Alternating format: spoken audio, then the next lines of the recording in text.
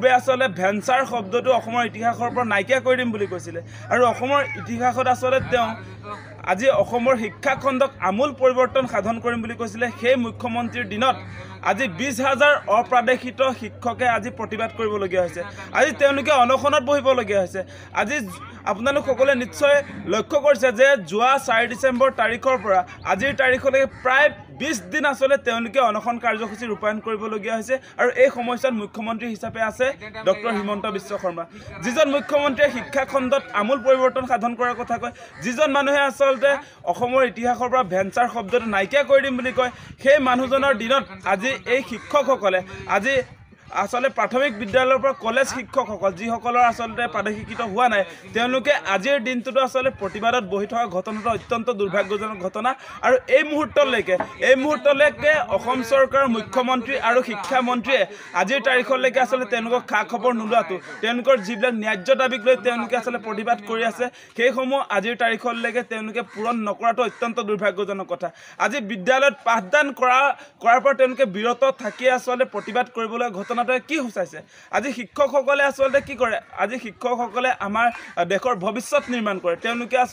তেওঁলোকে পঢ়ুৱা ল'ৰা ছোৱালী আজি ডক্টৰ ইঞ্জিনিয়াৰ হৈছে আজি তেওঁলোকৰ পঢ়ুৱা ল'ৰা ছোৱালীয়ে আসলে দেশ বিদেশত চাকৰি বাকৰি কৰি আছে কিন্তু তেওঁলোকে 40-50 বছৰ ধৰি তেওঁলোকে পাঠদান কৰাৰ পাছতো তেওঁলোকৰ বিদ্যালয়সমূহ নিয়মীয়াকৰণ নোহোৱাটো অত্যন্ত দুৰ্ভাগ্যজনক কথা আৰু এই মুহূৰ্তত আপোনালোক সকলোৱে নিশ্চয় লক্ষ্য কৰিছে যে মুখ্যমন্ত্ৰী হিমন্ত বিশ্ব শৰ্মাই এই দৰমহা পাই থকা শিক্ষকসকলক স্কুটিৰ যোগান ধৰিছে স্কুটি দিছে যিবিলাক আসলে শিক্ষক সমাজে বিচৰা নাই নিবিচৰা কামটো তেওঁ কৰি আছে কিন্তু যিবিলাক আসলে ন্যায্য দাবীত আজি অপ্ৰাদেশিত শিক্ষকসকলে তেওঁলোকৰ বিদ্যালয়সমূহ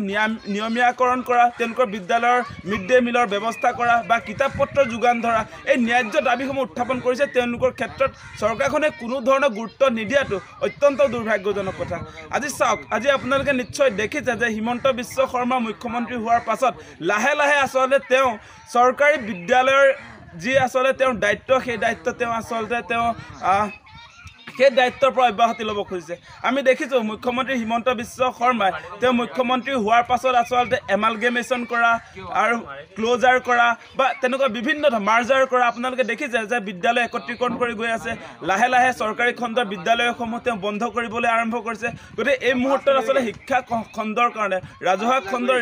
শিক্ষা খণ্ডৰ কাৰণে অত্যন্ত এটা ভয়ানক অৱস্থালৈ তেওঁ ঠেলি দিছে গতিকে এই মুহূৰ্তত আমি কৃষক মুক্তি সংগ্ৰাম সমিতিয়ে দাবী উত্থাপন কৰিছোঁ আপুনি বৰ্তমান সময়ত আসলে মুখ্যমন্ত্ৰী হিমন্ত বিশ্ব শৰ্মা ডাঙৰীয়া আপুনি মুখ্যমন্ত্ৰী হিচাপে যি দায়িত্বভাৰ গ্ৰহণ কৰি আছে আপোনাৰ দিনতে যদি চৰকাৰী খণ্ডৰ বিদ্যালয়সমূহ বন্ধ হৈ যায় ইতিমধ্যে প্ৰায় 11,000 চৰকাৰী স্কুল আপুনি বন্ধ কৰি দিছে সেয়া কোনো কাৰণতে গ্ৰহণযোগ্য নহয় আৰু আমাৰ ৰাজহুৱা খণ্ডৰ শিক্ষা ব্যৱস্থাটো যে আপোনাৰ দিনতে আসলে অন্ত পৰিব আপুনি যে গোটেইখন ধ্বংস কৰিব সেই কথাটো প্ৰমাণ পোৱা গৈছে অতি শীঘ্ৰে আমাৰ অপ্ৰাদেশিত বিদ্যালয়ৰ যিবিলাক শিক্ষকে ইতিমধ্যে প্ৰতিবাদ কৰি আছে তেওঁলোকৰ ন্যায্য দাবী সেয়া আপোনালোকে মানি লওক সেই কথাটো আমি স্পষ্ট কৰি